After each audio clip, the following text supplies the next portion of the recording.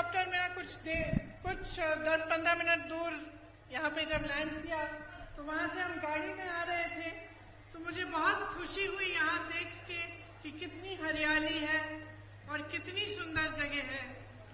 ನಾನು ಇವತ್ತು आज बहुत बहुत खुश हूँ। ನಾನು ಇವತ್ತು ಇಲ್ಲಿಂದ 10-15 ನಿಮಿಷಗಳ ದೂರದ ಒಂದು ಹೆಲಿಪ್ಯಾಡ್ ನಲ್ಲಿ ಇಳಿದು ಅಲ್ಲಿಂದ ಇಲ್ಲಿಗೆ ಬರಬೇಕಾದ್ರೆ ದಾರಿಯಲ್ಲಿದ್ದಂತ ಹಸಿರು ಮತ್ತು ಸುಂದರತೆಯನ್ನು ನೋಡಿ ಕರ್ನಾಟಕ ಎಷ್ಟು ಸುಂದರವಾಗಿದೆ ಅಂತ ಹೇಳಿ ನನಗೆ ಬಹಳ ಖುಷಿ ಆಗ್ತಾ ಇದೆ. ये संगम नगरी है जहाँ कावेरी और काबिनी नदी का संगम है। ಇದು ಒಂದು ಸಂಗಮ ಸ್ಥಳ.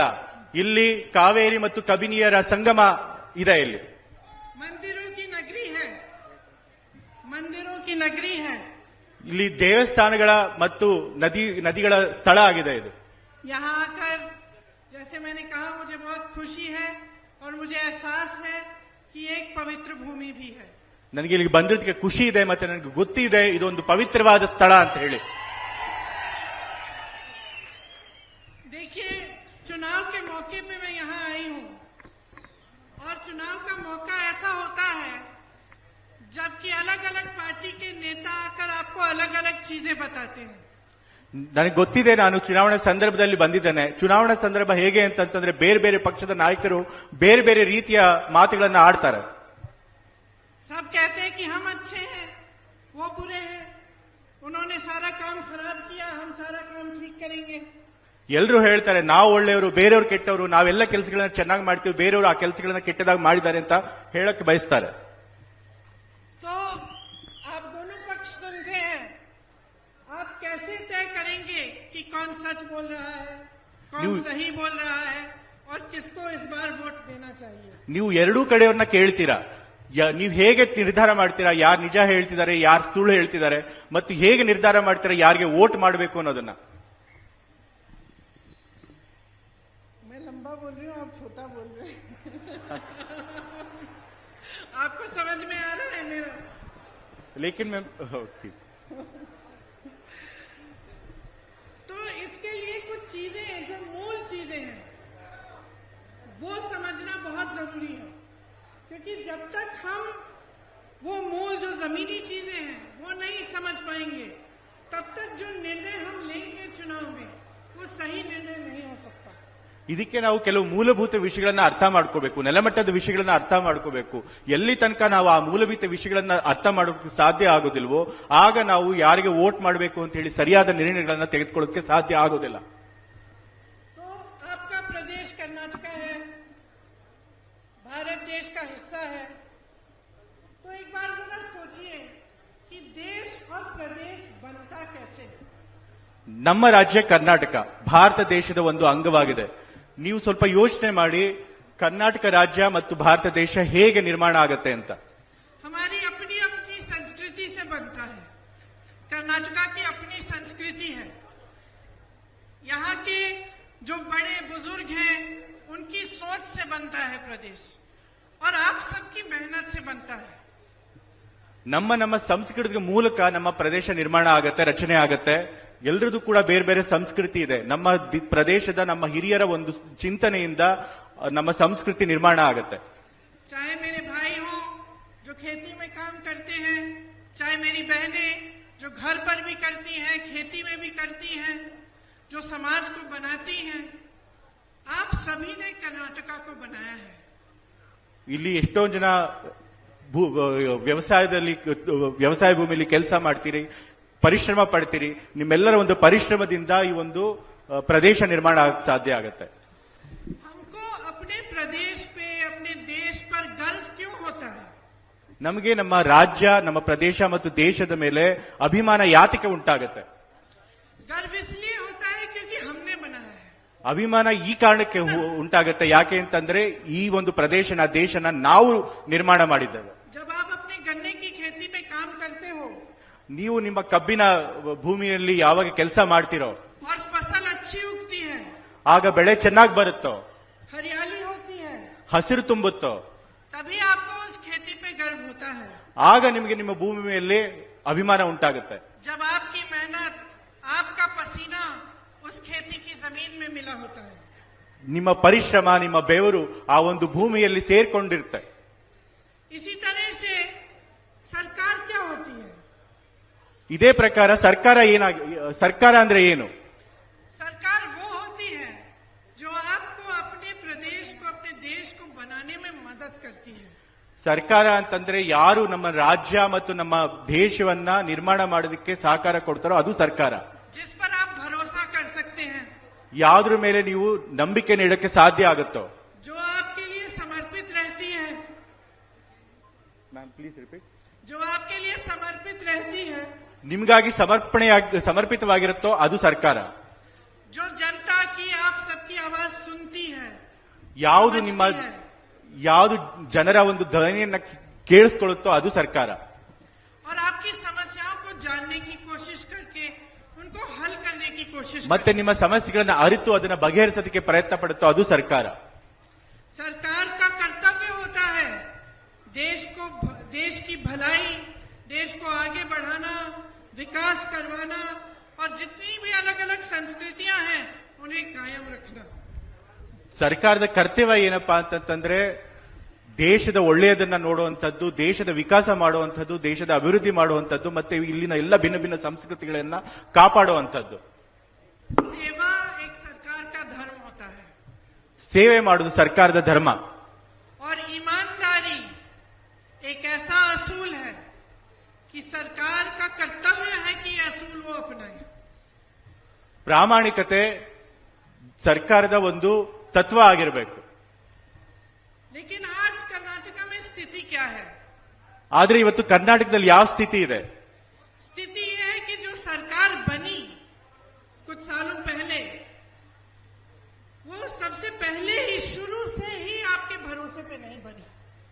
ಪರಿಸ್ಥಿತಿ ಏನಪ್ಪಾ ಅಂತಂದ್ರೆ ಸರ್ಕಾರ ಏನು ಆಯ್ತು ಅದು ಪ್ರಾರಂಭದಿಂದಲೇ ನಿಮ್ಮ ವಿಶ್ವಾಸನ ಗಳಿಸ್ಕೊಳ್ಳೋಕೆ ಸಾಧ್ಯ ಆಗದೆ ಇರುವಂತ ಸರ್ಕಾರ ಆಗಿದೆ. क्योंकि पिछले चुनाव में आपने एक और सरकार चुनी थी, आपने कांग्रेस और जेडीयू की सरकार चुनी थी. ಯಾಕೆಂದ್ರೆ ಕಳೆದ ಚುನಾವಣೆಯಲ್ಲೇ ನೀವು ಬೇರೆ ಸರ್ಕಾರನ ಚುನಾಯಿಸಿದ್ರಿ, ಕಾಂಗ್ರೆಸ್ ಮತ್ತು ಜೆಡಿಎಸ್ ನ ಸಮ್ಮಿಶ್ರ ಸರ್ಕಾರನ ನೀವು ಚುನಾಯಿಸಿದ್ರಿ. और गलत तरीकों से, पैसों के इस्तेमाल से भाजपा ने उस सरकार को तोड़ के ये सरकार बनाई.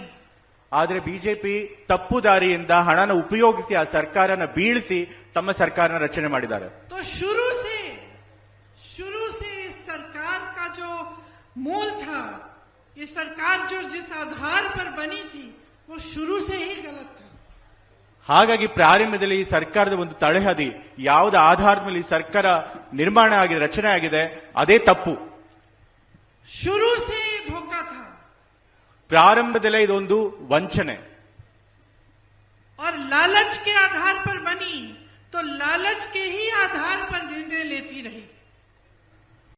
ದುರಾಸೆ ಮತ್ತು ಆಮಿಷದ ಆಧಾರದ ಮೇಲೆ ರಚನೆ ಆದಂತ ಸರ್ಕಾರ ಆ ಒಂದು ಆಮಿಷದಿಂದಲೇ ಸರ್ಕಾರ ಬೀಳುತ್ತೆ. इसका नतीजा क्या रहा?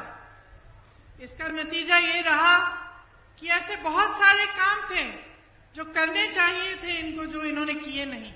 ಇದರ ಪರಿಣಾಮ ಏನಾಯ್ತು? ಈ ಸರ್ಕಾರ ಏನು ಕೆಲಸಗಳನ್ನ ಮಾಡಬೇಕಾಗಿತ್ತು ಆ ಕೆಲಸನ ಮಾಡಕ್ಕೆ ಸಾಧ್ಯ ಆಗ್ಲಿಲ್ಲ.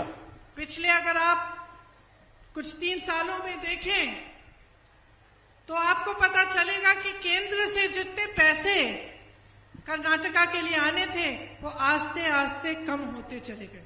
ಕೆಲವು ವರ್ಷಗಳಿಂದ ನೀವು ನೋಡಿದ್ರೆ ಕೇಂದ್ರ ಸರ್ಕಾರದಿಂದ ನಮ್ಮ ರಾಜ್ಯಕ್ಕೆ ಬರಬೇಕಾದಂತ ಹಣ ಏನಿದೆ ಅದು ಬರ್ತಾ ಬರ್ತಾ ಕಮ್ಮಿ ಆಗ್ತಾ ಹೋಗಿದೆ. कर्नाटका का अपना झंडा है, आपके गर्व की निशानी है, आज तक उसे उन्होंने अप्रूव नहीं किया. Ma'am can you please repeat first line please. Karnataka का झंडा है जो आपकी गर्व की निशानी है, आपके प्रदेश की निशानी है, उसको अप्रूव नहीं किया सरकार ने. ನಮ್ಮ ಕರ್ನಾಟಕದ ಬಾವುಟ ಏನಿದೆ, ನಮ್ಮ ಗರ್ವದ, ನಮ್ಮ ಅಭಿಮಾನದ ಸಂಕೇತ ಏನಿದೆ, ಅದನ್ನು ಕೂಡ ಈ ಸರ್ಕಾರ ಅದನ್ನ ಅಪ್ರೂವ್ ಮಾಡಿಲ್ಲ. आपको दुर्बल नेता मिले, बार बार चीफ मिनिस्टर बदलते गए. ನಮಗೆ ಅತ್ಯಂತ ದುರ್ಬಲರಾದಂತ ನಾಯಕರು ಸಿಕ್ಕಿದ್ರು, ಅವ್ರನ್ನ ಪದೇ ಪದೇ ಬದಲಾಯಿಸಲಾಯಿತು. मंत्रिमंडल का विस्तार नहीं हुआ, ಮಂತ್ರಿಮಂಡಲದ ವಿಸ್ತರಣೆ ಕೂಡ ಆಗಲಿಲ್ಲ. और जो गवर्नेंस की बातें हैं जिससे प्रदेश चलता है वो सब ढीली पड़ गई. ಮತ್ತೆ ಆಡಳಿತದ ಪ್ರಶ್ನೆ ಬಂದಾಗ ಯಾವುದರಿಂದ ಈ ಒಂದು ರಾಜ್ಯ ನಡಿಬೇಕಾಗಿತ್ತೋ ಆ ಒಂದು ಆಡಳಿತ ಬಹಳ ಸಡಿಲವಾಗಿದೆ. ಇಲ್ಲಿ सबसे ज्यादा दुख की बात तो सरकार चली उसने आपको लूटा। ಎಲ್ಲದಕ್ಕಿಂತ ದುಃಖದ ಸಂಗತಿ ಅಂದ್ರೆ ಈ ಒಂದು 40% ಕಮಿಷನ್ ಸರ್ಕಾರ ಏನಾಯ್ತು, ಇದು ನಮ್ಮನ್ನೆಲ್ಲ ಲೂಟಿ ಮಾಡಿದೆ. बेशर्मी से लूटा और बेरहमी से लूटा। ನಿರ್ಲಜ್ಜೆಯಿಂದ ಈ ಒಂದು ನಮ್ಮ ರಾಜ್ಯನ ಈ ಸರ್ಕಾರ ಲೂಟಿ ಮಾಡಿದೆ ಮತ್ತು ಅಪ್ರಾಮಾಣಿಕತೆ ಲೂಟಿ ಮಾಡಿದೆ.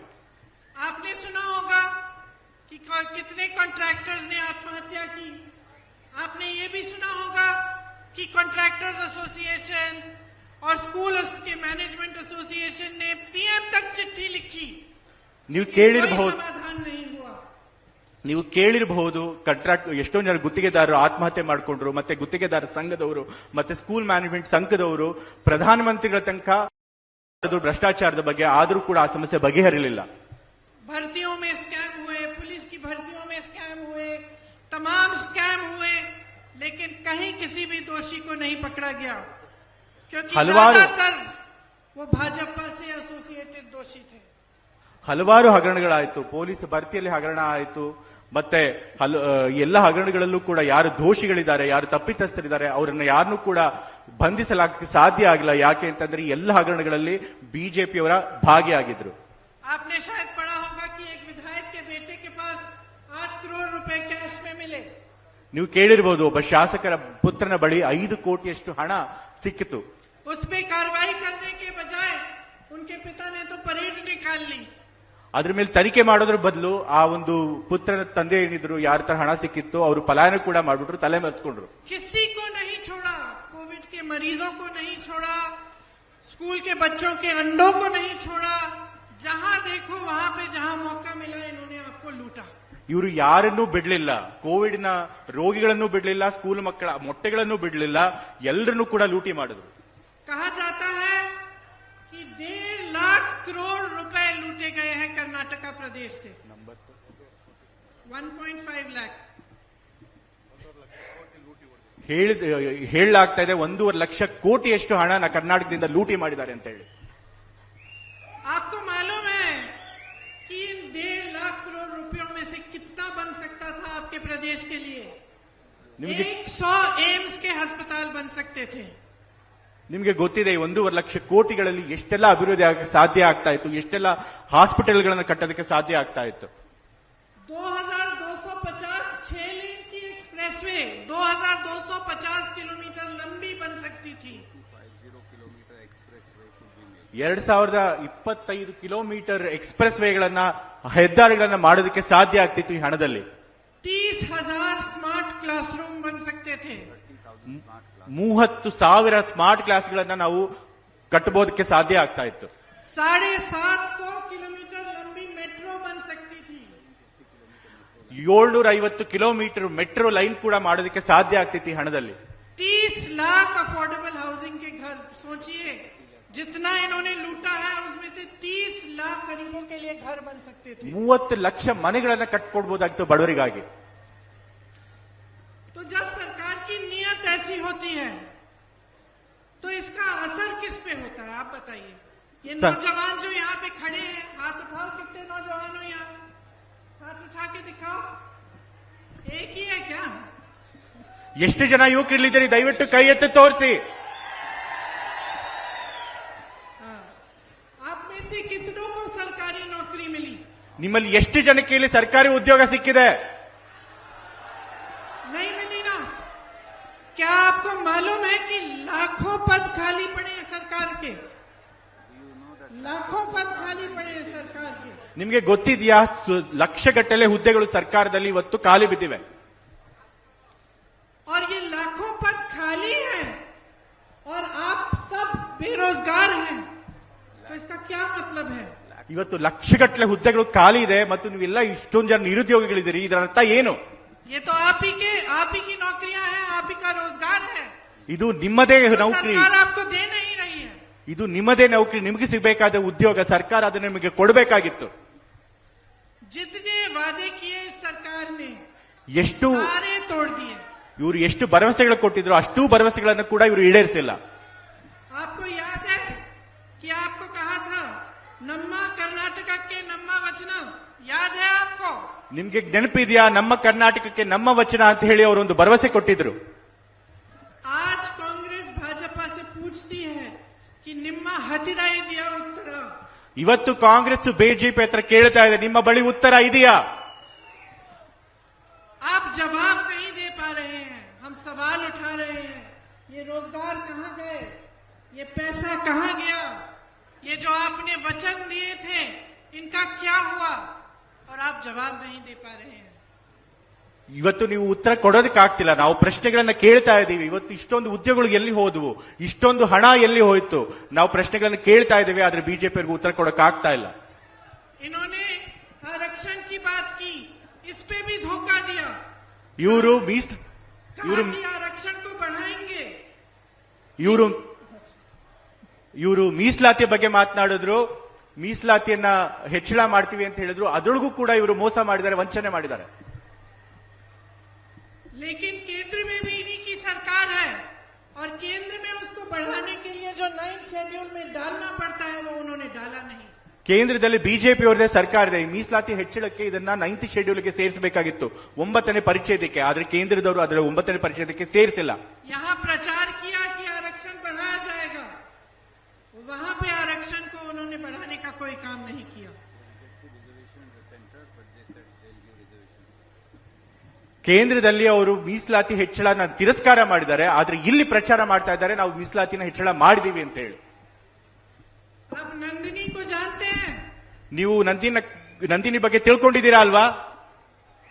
जानते हैं? आप ಗೊತ್ತಿದೆಯಾ? कर्नाटका का एक कोऑपरेटिव है जो सब दूध बनाता है और दूध के पदार्थ बनाता है. ನಿಮಗೆ ನಂದಿನಿ ಬಗ್ಗೆ ಗೊತ್ತಿರಬೇಕು. ಇಲ್ಲಿ ಹಾಲು ಮತ್ತೆ ಹಾಲು ಉತ್ಪನ್ನಗಳನ್ನ ಉತ್ಪಾದನೆ ಮಾಡುವಂತಹ ಒಂದು ಕೋಆಪರೇಟಿವ್ ಸಂಸ್ಥೆ. उसको भी तोड़ने की कोशिश की.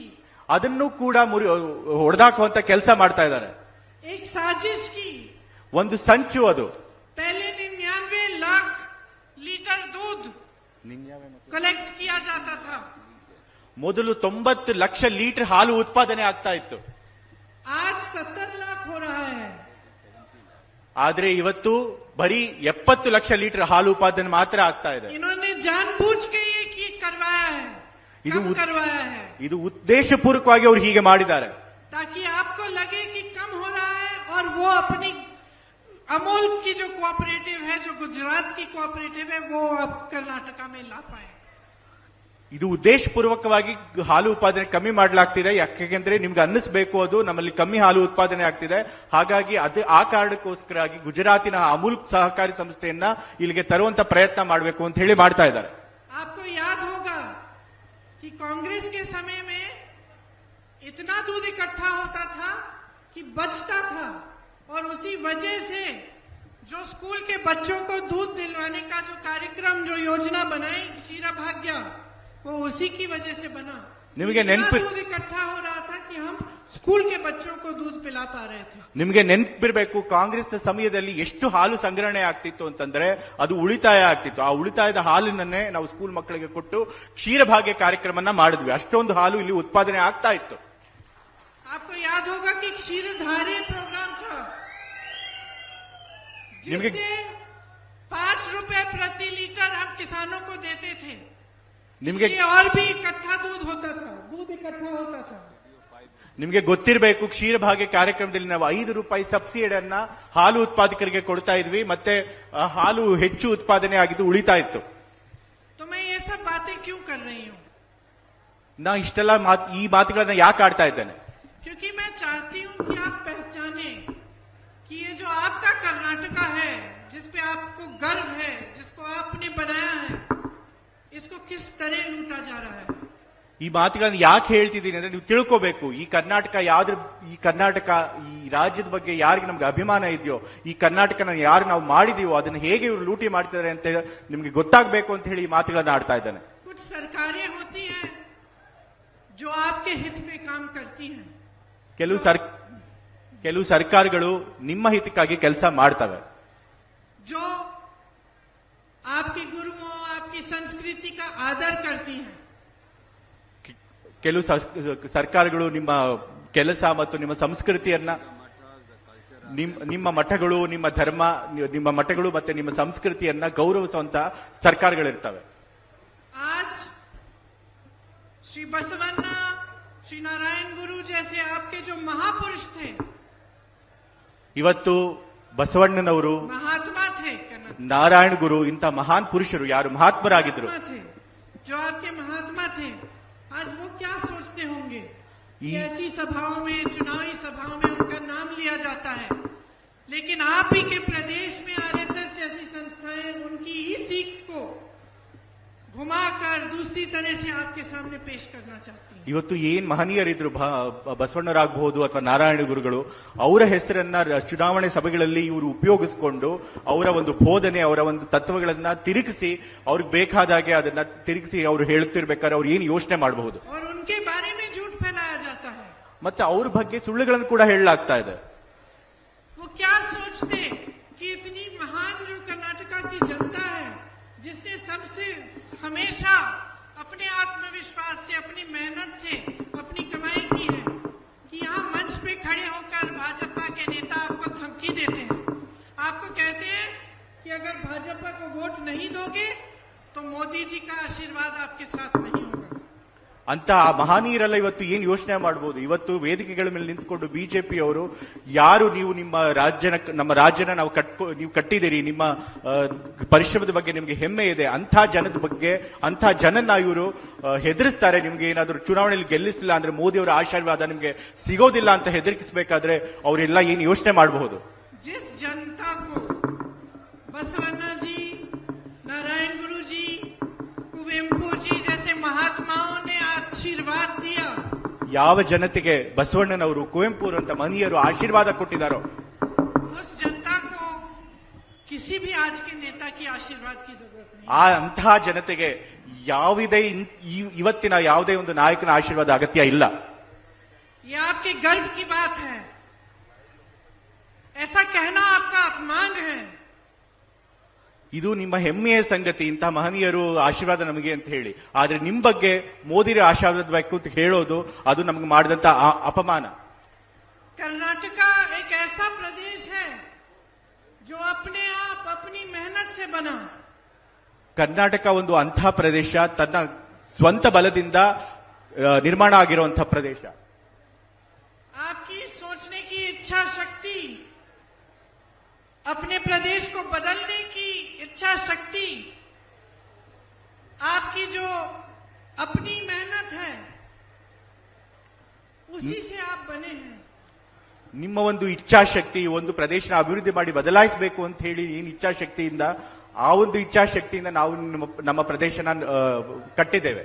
आपने कितनी बार असंभव को संभव किया, ನಾವು ಎಷ್ಟು ಬಾರಿ ಅಸಾಧ್ಯನ ಸಾಧ್ಯವಾಗಿ ಮಾಡಿ ತೋರಿಸಿದ್ದೇವೆ। आपने पूरे देश को दिखाया। देश भर में जब कोई जाता है, कर्नाटका का होता है, तो हम सब समझते हैं कि बहुत मेहनती होगा। ನೀವು ಇಡೀ ಭಾರತಕ್ಕೆ ತೋರಿಸಿದ್ದೀರ, ಭಾರತದ ಇಡೀ ದೇಶದಿಂದ ನಾವು ಕರ್ನಾಟಕಕ್ಕೆ ಬಂದಾಗ ಅವ್ರಿಗೆ ಗೊತ್ತಿರುತ್ತೆ ಕರ್ನಾಟಕದ ಜನ ಸ್ವಂತ ಬಲದಿಂದ ಮೇಲೆ ಬಂದಂತವ್ರು ಅಂತ ಹೇಳಿ। तो जब आपके साथ इस तरह की बातें होती हैं, जब लूट होता है, जब आपकी शक्ति को पहचाना नहीं जाता है, तो पूरे देश को दुख होता है। ಇಂಥ ಸಂದರ್ಭದಲ್ಲಿ ನಮಗೆ ಅವಮಾನ ಮಾಡಿದಾಗ, ನಮ್ಮ ಒಂದು ಪರಿಶ್ರಮನ ಮನ್ನಣೆಗೆ ತೆಗೆದುಕೊಳ್ಳದೆ ಇದ್ದಾಗ ಇಡೀ ದೇಶಕ್ಕೆ ಅದು ದುಃಖದ ಸಂಗತಿ ಆಗುತ್ತೆ।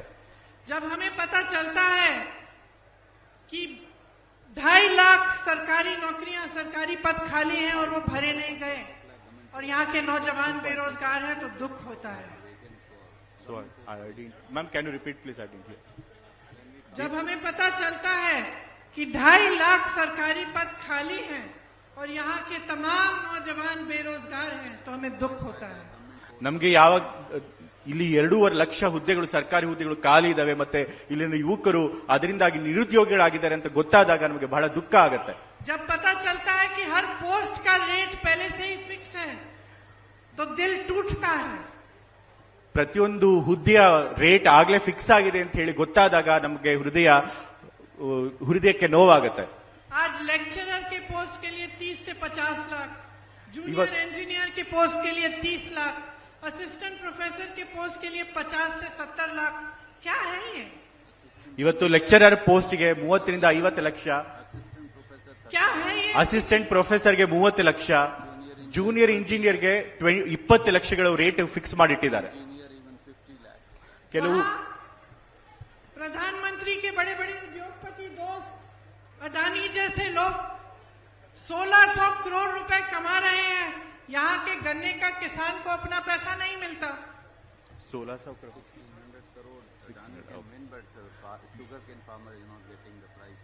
ಇವತ್ತು ಪ್ರಧಾನಿಗಳು ಅಂಬಾನಿ ಅಂತವ್ರ ಜೊತೆ ಸೇರಿ ಅವರಿಗೆ 16 ಲಕ್ಷ ಕೋಟಿಯಷ್ಟು ಲಾಭ ಮಾಡಿಕೊಡ್ತಾರೆ. ಆದ್ರೆ ನಮ್ಮ ಇಲ್ಲಿ ಕಬ್ಬಿನ ಬೆಳೆಗಾರರಿಗೆ ಅವ್ರಿಗೆ ಸಿಗಬೇಕಾದಂತಹ ಒಂದು ಬೆಲೆನ ಕೊಡೋದಕ್ಕೆ ಸಾಧ್ಯ ಆಗ್ತಾ ಇಲ್ಲ. तो बड़े बड़े उद्योगपति कमाते हैं, उनको लोन मिलता है, उनसे जीएसटी भी नहीं ली जाती. अभी अभी एक डील हुई, मैंने अखबार में पढ़ा, जीएसटी भी नहीं दी. और आपसे हर छोटी छोटी चीज पे जीएसटी. आपको गन्ने का दाम नहीं मिलता सही. आपको मालूम है कि यहां कर्नाटका में सबसे कम मिल रहा है, कांग्रेस के प्रदेशों में देखिए सबसे ज्यादा मिलता है. तो आप समझिए कि आपके साथ क्या हो रहा है. आप गैस सिलेंडर के लिए 1100 रुपए क्यों दे रहे हैं? सरसों का तेल कितने का है? दाल, पढ़ाई लिखाई का दाम, दवाइयां, फीस, रसोई की जितनी भी चीजें हैं सब महंगी से महंगी होती चली जा रही है. और ये सरकार अपने बड़े बड़े उद्योगपति मित्रों की मदद के लिए सब कुछ कर रही है, लेकिन आपकी मदद के लिए कुछ नहीं. आपको लूटा जा रहा है. ये 1.5 लाख करोड़ रुपए जो ये लूट रहे हैं, ये कहां जा रहे हैं? कौन ले रहा है? ये उनके बड़े बड़े उद्योगपति मित्र और वो उनके नेता. और आप यहाँ पे गरीबी में आपके दलदल से आपको निकाला ही नहीं जा रहा. निकालना नहीं चाहते हैं, समझ लीजिए, निकालना नहीं चाहते हैं. क्योंकि आपको निकाल देंगे गरीबी से तो आप खड़े होंगे इनके खिलाफ, आप सवाल उठाएंगे, आप पूछेंगे कि मेरे पैसे किसने लिए, कि ये कर्नाटका प्रदेश के पैसे मेरे पैसे हैं, आप बोलेंगे. और आपसे डरते हैं, इसीलिए हमेशा आपको दबा के रखेंगे, आपको बोलने नहीं देंगे, आपको गरीब रखेंगे. अगर एक सरकार की नीयत सही होती है तो बहुत कुछ करके दिखा सकती है. आपने कांग्रेस की सरकार को देखा था, आपको याद होगा, आपको याद है अन्ना भाग्य योजना थी, क्षीर भाग्य थी, पशु भाग्य थी, कृषि भाग्य थी, आरोग्य भाग्य थी, विद्याश्री थी, इंदिरा कैंटीन थे. ये सब क्यों बनाए गए?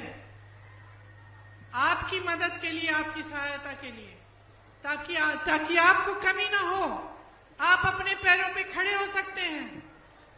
सही सरकार सही काम करती है. आज भी अगर आप देखें तो आप यहां गन्ने की खेती करते हो, आपको सही दाम नहीं मिलता. बाढ़ आती है, फसलें डूब जाती हैं. भाजपा की सरकार कुछ नहीं करती, सोई रहती है, लूट में मस्त है, आपकी मदद नहीं होती. बहुत लंबा बोल दिया. कोई बात नहीं. The lowest rate of sugarcane in India is in Karnataka. तो भूल भी गई. मैं भूल गई कि आप ट्रांसलेट करो. I'll try it, ma'am. ಇವತ್ತು ದೊಡ್ಡ ದೊಡ್ಡ ಉದ್ಯಮಪತಿಗಳಿಗೆ ಸಾಲ ಕೊಡ್ತಾರೆ, ಅವರು ಲಾಭ ಮಾಡ್ಕೊಳ್ತಾರೆ, ಅವ್ರಿಗೆ GST ಟ್ಯಾಕ್ಸ್ ಹಾಕೋದಿಲ್ಲ. ಆದ್ರೆ ನಾವು ನೀವು ಖರೀದಿ ಮಾಡುವಂತ ಸಣ್ಣ ಪದಾರ್ಥಗಳ ಮೇಲೆ ಕೂಡ ಇವತ್ತು GST ಆಗ್ತಾ ಇದೆ. ನಿಮಗೆ ಗೊತ್ತಿದೆಯಾ, ಇವತ್ತು ಕರ್ನಾಟಕದಲ್ಲಿ ಅತ್ಯಂತ ಕಮ್ಮಿ ಕಬ್ಬಿನ ಬೆಳೆಗೆ ಅತ್ಯಂತ ಕಮ್ಮಿ ಬೆಲೆ ಇರೋದು ಕರ್ನಾಟಕದಲ್ಲಿ. ಆದ್ರೆ ಕಬ್ಬಿನ ಬೆಳೆಗಾರರಿಗೆ ನಾವು ಸರಿಯಾದ ಬೆಲೆನ ಕೊಡಕ್ ಆಗ್ತಾ ಇಲ್ಲ. ಇವತ್ತು ಕರ್ನಾಟಕದಲ್ಲಿ ಕ್ಷೀರಭಾಗ್ಯ ಆಯಿತು, ವಿದ್ಯಾಸಿರಿ ಇತ್ತು, ಕೃಷಿ ಭಾಗ್ಯ ಇತ್ತು, ಮಾತೃಪೂರ್ಣ, ಇನ್ನು ಹಲವಾರು ಕಾರ್ಯಕ್ರಮ. ಇಷ್ಟೆಲ್ಲ ಕಾರ್ಯಕ್ರಮ ನಾವು ಏನಕ್ಕೆ ಮಾಡಿದೀವಿ ಅಂತಂದ್ರೆ ನಿಮ್ಮ ಸಹಾಯಕ್ಕೋಸ್ಕರ ನಾವು ಇಷ್ಟೆಲ್ಲ ಕಾರ್ಯಕ್ರಮಗಳನ್ನ ತಂದಿದ್ವಿ. ಆದ್ರೆ ಈ ಸರ್ಕಾರಕ್ಕೆ ಬಡವರಿಗೆ ಸಹಾಯ ಮಾಡೋ ಉದ್ದೇಶ ಇಲ್ಲ. ಸರಿಯಾದ ಸರ್ಕಾರ ಆಗಿದ್ರೆ ಸರಿಯಾದ ಕೆಲಸ ಮಾಡ್ತಿತ್ತು. ಈ ಸರ್ಕಾರಕ್ಕೆ ಬಡತನದಿಂದ ನಿಮ್ಮನ್ನ ಹೊರಗೆ ತೆಗೆಯುವಂತ ಉದ್ದೇಶ ಇಲ್ಲ. ಯಾತಕ್ಕೆ ಅಂದ್ರೆ ನಿಮ್ಗೆ ಗೊತ್ತಿದೆ ಇವರು ನೀವು ಬಡತನದಿಂದ ಹೊರಗೆ ಬಂದ ತಕ್ಷಣ ಇವ್ರನ್ನ ಪ್ರಶ್ನೆ ಕೇಳ್ತೀರಾ, ಇವ್ರು ಎದುರು ನಿಲ್ತಾರೆ ಅಂತ ಹೇಳಿ. ಹಾಗಾಗಿ ಈ ಬಡತನ ಹೋಗ್ಲಾಡಿಸಬೇಕು ಅನ್ನೋ ಉದ್ದೇಶನೇ ಈ ಸರ್ಕಾರಕ್ಕೆ ಇಲ್ಲ. ಕೇವಲ ಉದ್ಯಮಪತಿಗಳಿಗೆ ಮಾತ್ರ ಲಾಭ ಮಾಡ್ಕೊಡ್ತಾ ಇದೆ ಈ ಸರ್ಕಾರ.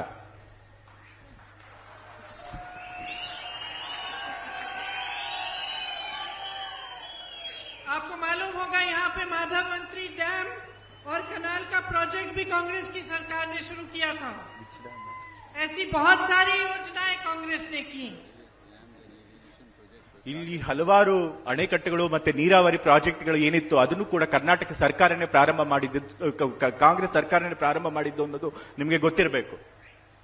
हमने वादे किए तो हमने उन वादों को निभाया। ನಾವು ಮಾತು ಕೊಟ್ರೆ ಆ ಮಾತುಗಳನ್ನ ಈಡೇರಿಸಿಕೊಟ್ಟಿದ್ದೇವೆ. मध्य प्रदेश, राजस्थान, छत्तीसगढ़ में जब हमारी सरकारें बनी तब हमने कर्ज माफ किए किसानों के। ಮಧ್ಯಪ್ರದೇಶ, ರಾಜಸ್ಥಾನ ಮತ್ತು ಛತ್ತೀಸ್ಗಢ ಈ ರಾಜ್ಯಗಳಲ್ಲಿ ನಮ್ಮ ಸರ್ಕಾರ ಆದಾಗ ನಾವು ರೈತರ ಸಾಲನ ಮನ್ನಾ ಮಾಡಿಕೊಟ್ಟಿದ್ವಿ. छत्तीसगढ़ में एमएसपी सबसे ज्यादा है। ಛತ್ತೀಸ್ಗಢಲ್ಲಿ ಎಂಎಸ್ಪಿ ಮಿನಿಮಮ್ ಸಪೋರ್ಟ್ ಪ್ರೈಸ್ ಎಲ್ಲದಕ್ಕಿಂತ ಹೆಚ್ಚಿದೆ. हिमाचल में हमने वादा किया कि हम पुरानी पेंशन स्कीम लाएंगे, उसे हमने लागू करना शुरू किया है। ಹಿಮಾಚಲ ಪ್ರದೇಶದಲ್ಲಿ ನಾವು ಓಲ್ಡ್ ಪೆನ್ಷನ್ ಸ್ಕೀಮ್ ನ ಜಾರಿಗೆ ತರ್ತೀವಿ ಅಂತ ಹೇಳಿ ಭರವಸೆ ಕೊಟ್ಟಿದ್ವಿ. ಈಗ ನಾವು ಅದನ್ನು ಜಾರಿಗೆ ತಂದಿದ್ದೇವೆ. इसलिए इस बार इस चुनाव में हम वादे नहीं, आपको गारंटी दे रहे हैं। ಹಾಗಾಗಿ ನಾವು ಈ ಚುನಾವಣೆಯಲ್ಲಿ ಬರೀ ಮಾತು ಕೊಡ್ತಿಲ್ಲ, ನಾವು ನಿಮಗೆ ಗ್ಯಾರಂಟಿ ಕೊಡ್ತಾ ಇದ್ದೇವೆ. हम 100% यहाँ पर प्रगति और विकास लाने की गारंटी दे रहे हैं। ನಾವು 100% ಇಲ್ಲಿ ಪ್ರಗತಿ ಮತ್ತು ವಿಕಾಸನ ಮಾಡ್ತೀವಿ ಅಂತ ಹೇಳಿ ನಿಮಗೆ ಗ್ಯಾರಂಟಿ ಕೊಡ್ತಾ ಇದ್ದೇವೆ. ये जो लाखों पद, ये जो 2.5 लाख पद खाली हैं सरकार के, वो हम भरवाएंगे। ಈ 2.5 ಲಕ್ಷ ಹುದ್ದೆಗಳೇನು ಸರ್ಕಾರಿ ಹುದ್ದೆಗಳು ಖಾಲಿ ಇದೆ, ನಾವು ಅದನ್ನ ಭರ್ತಿ ಮಾಡಿ ತೋರಿಸ್ತೇವೆ.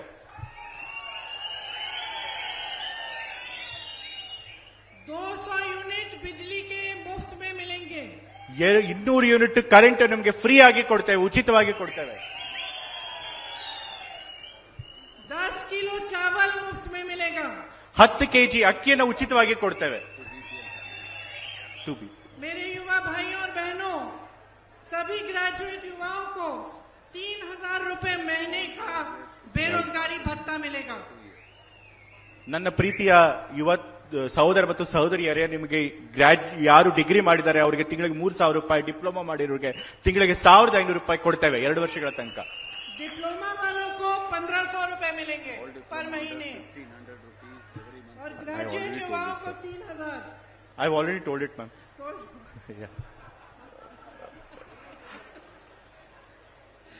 महिलाओं को हर महीने 2,000 रुपए, ताकि Now- आप, क्योंकि मैं जानती हूँ, देखिए मेरी जो बहनें यहाँ बैठी हैं, सबसे ज्यादा बोझ मेरी बहनें उठाती हैं। घर का काम करती हैं, सबको खुश रखना, सबकी सेहत देखना, बच्चों की परवरिश करना, खेती में भी काम करना। तो मैं जानती हूँ कि मेरी बहनों पर कितना बोझ है, और आज इतनी महंगाई है कि कुछ खरीद नहीं पा रहे हैं, काम चला नहीं पा रहे हैं। इसलिए खास तौर से महिलाओं के लिए 2,000 रुपए महीने आपको दिया जाएगा।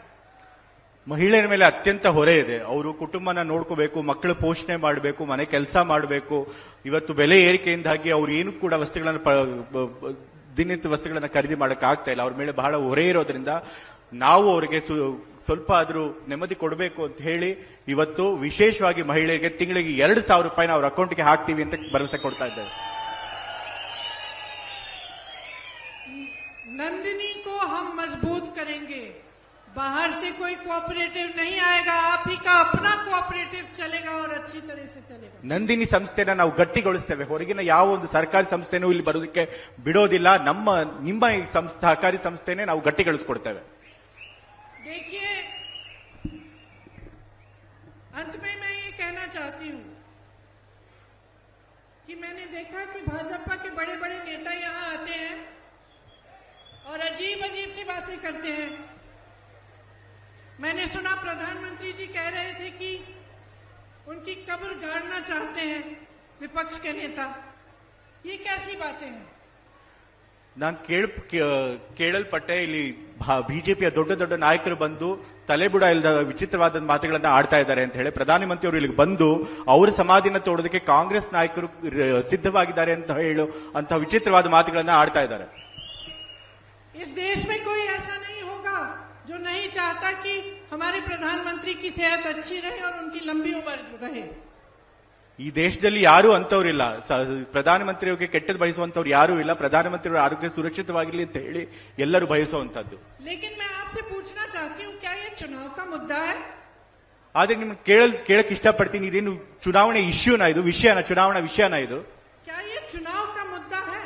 ಇದು ಚುನಾವಣೆ ವಿಷಯ ಆಗಕ್ಕೆ ಸಾಧ್ಯನಾ? अजीब अजीब से मुद्दे, अजीब अजीब से विषय उठाते हैं, लेकिन आपकी बात क्यों नहीं करते? महंगाई की बात क्यों नहीं करते? बेरोजगारी की बात क्यों नहीं करते? आपको आगे बढ़ाने की बात क्यों नहीं करते? ವಿಚಿತ್ರವಾದ ಕೆಲಸಕ್ಕೆ ಬಾರದ ಮಾತುಗಳನ್ನು ಯಾಕೆ ಆಡ್ತಾ ಇದ್ದಾರೆ? ನಿಮ್ಮ ವಿಷಯಗಳ ಬಗ್ಗೆ ಯಾಕೆ ಮಾತಾಡ್ತಿಲ್ಲ? ನಿರುದ್ಯೋಗದ ಬಗ್ಗೆ, ಬೆಲೆ ಏರಿಕೆ ಬಗ್ಗೆ, ಈ ವಿಷಯಗಳ ಬಗ್ಗೆ ಯಾಕೆ ಮಾತನಾಡ್ತಿಲ್ಲ ಅವರು? तो मैं आपसे कहना चाहती हूं कि ये आपका काम है कि आप इस चुनाव को अपने मुद्दों पर केंद्रित रखें। ನಾನು ನಿಮ್ಗೆ ಹೇಳಕ್ ಇಷ್ಟಪಡ್ತೇನೆ, ನೀವು ಈ ಚುನಾವಣೆಯನ್ನ ನಿಮ್ಮ ವಿಷಯಗಳ ಬಗ್ಗೆ ಕೇಂದ್ರಿತವಾಗಿರೋಂಗೆ ಇಟ್ಕೊಳ್ಳೋದಕ್ಕೆ ಪ್ರಯತ್ನ ಪಡಬೇಕು. ये चुनाव मोदी जी के बारे में नहीं है। ಈ ಚುನಾವಣೆ ಮೋದಿಜಿ ಅವರ ಬಗ್ಗೆ ಅಲ್ಲ. ये चुनाव किसी भी नेता के बारे में नहीं है, चाहे वो किसी भी पार्टी का हो। ಈ ಚುನಾವಣೆ ಯಾವ ನಾಯಕರ ಬಗ್ಗೆ ಅಲ್ಲ, ಯಾವ ಪಕ್ಷದವರಾದ್ರೂ ಸರಿ, ಯಾವ ನಾಯಕರ ಬಗ್ಗೆ ಅಲ್ಲ ಈ ಚುನಾವಣೆ. ये चुनाव आपके कर्नाटका के बारे में है। ಈ ಚುನಾವಣೆ ನಿಮ್ಮ ಬಗ್ಗೆ, ನಿಮ್ಮ ಕರ್ನಾಟಕದ ಬಗ್ಗೆ, आपके अपने गर्व के बारे में है। ಇದು ನಿಮ್ಮ ಅಭಿಮಾನದ ವಿಷಯ. आपके प्रदेश के बारे में है। ನಿಮ್ಮ ಒಂದು ರಾಜ್ಯ ಪ್ರದೇಶದ ಬಗ್ಗೆ ಇದು. आपके रोजाना के जीवन के बारे में है, ನಿಮ್ಮ ದಿನನಿತ್ಯದ ಜೀವನದ ಬಗ್ಗೆ ಇದು. जिसमें इनकी लूट ने आपके जीवन को बिगाड़ने का काम किया है। ಯಾರು ಇವತ್ತು ರಾಜ್ಯನ ಲೂಟಿ ಮಾಡಿ ನಿಮ್ಮ ಜೀವನಗಳನ್ನು ಹಾಳುಗೆಡು ಮಾಡಿದಾರೋ ಅವ್ರ ಬಗ್ಗೆ ಇದು.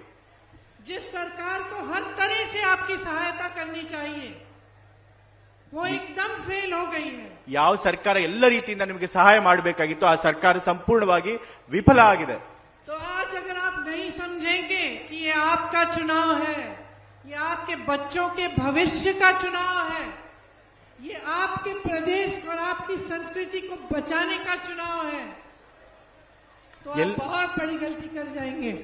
ಎಲ್ಲಿ ತನಕ ನಿಮಗೆ ಅರಿವಾಗೋದಿಲ್ವೋ ಈ ಒಂದು ಚುನಾವಣೆ ನಿಮ್ಮ ಬಗ್ಗೆ, ನಿಮ್ಮ ರಾಜ್ಯದ ಅಭಿವೃದ್ಧಿ ಬಗ್ಗೆ, ನಿಮ್ಮ ಮಕ್ಕಳ ಭವಿಷ್ಯದ ಬಗ್ಗೆ, ನಿಮ್ಮ ಸಂಸ್ಕೃತಿ ಮತ್ತೆ ನಿಮ್ಮ ಅಭಿಮಾನದ ಬಗ್ಗೆ ನಿಮ್ಗೆ ಅರಿವಾಗೋದಿಲ್ವೋ ಅಲ್ಲಿ ತನಕ ಈ ರಾಜ್ಯನ ಹಾಳು ಮಾಡ್ಬಿಡ್ತಾರೆ.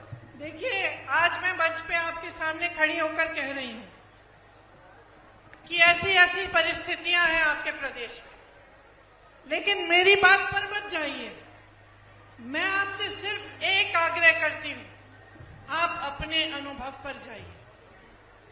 ನಾನು ಬಂದಿವತ್ತು ಇಲ್ಲಿ ಮಾತನಾಡ್ತೀನಿ, ಆದ್ರೆ ನೀವು ನನ್ನ ಮಾತನ್ನು ಕೇಳಬೇಡಿ. ನೀವು ನಿಮ್ಮ ಅನುಭವದ ಮೇಲೆ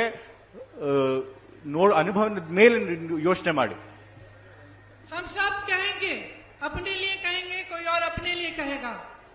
आप यही सोचिए, जब से इनकी सरकार बनी तो आपके जीवन में तरक्की आई कि नहीं आई?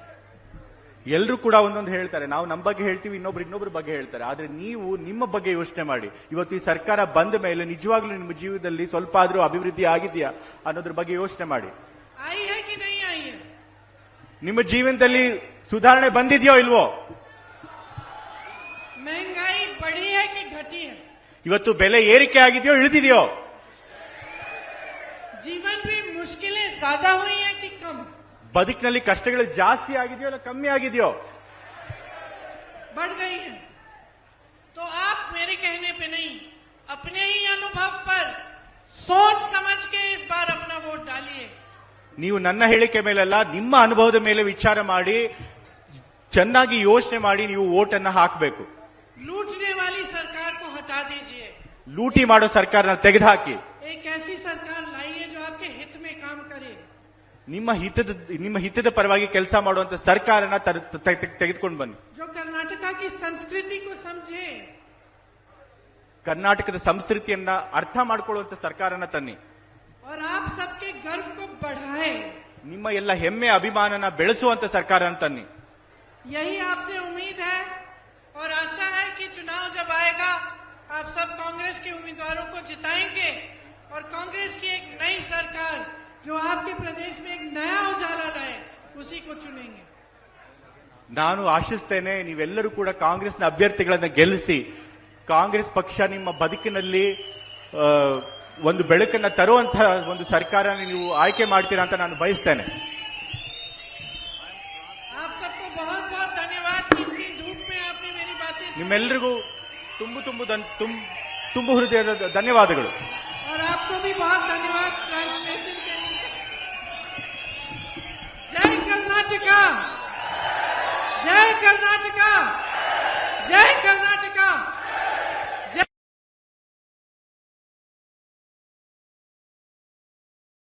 धन्यवाद। With warm regards to our AICC General Secretary Madam Priyanka Gandhiji ಮತ್ತು ಈ ಭಾಷಣವನ್ನ ಯಥಾವತ್ತಾಗಿ ಅನುವಾದ ಮಾಡಿದಂತ ನಮ್ಮ ನಿಮ್ಮೆಲ್ಲ ನೆಚ್ಚಿನ ನಾಯಕರು ವರ್ಣ ವಿಧಾನಸಭಾ ಕ್ಷೇತ್ರದ ಗೌರವಾನ್ವಿತ ಶಾಸಕರು ಅಂತ ಯತೀಂದ್ರ ಸಿದ್ದರಾಮಯ್ಯ ಸಾಹೇಬರಿಗೆ ಧನ್ಯವಾದಗಳು. ಎಲ್ಲರಿಗೂ ತುಂಬ ಧನ್ಯವಾದಗಳು. ನಮಸ್ತೆ.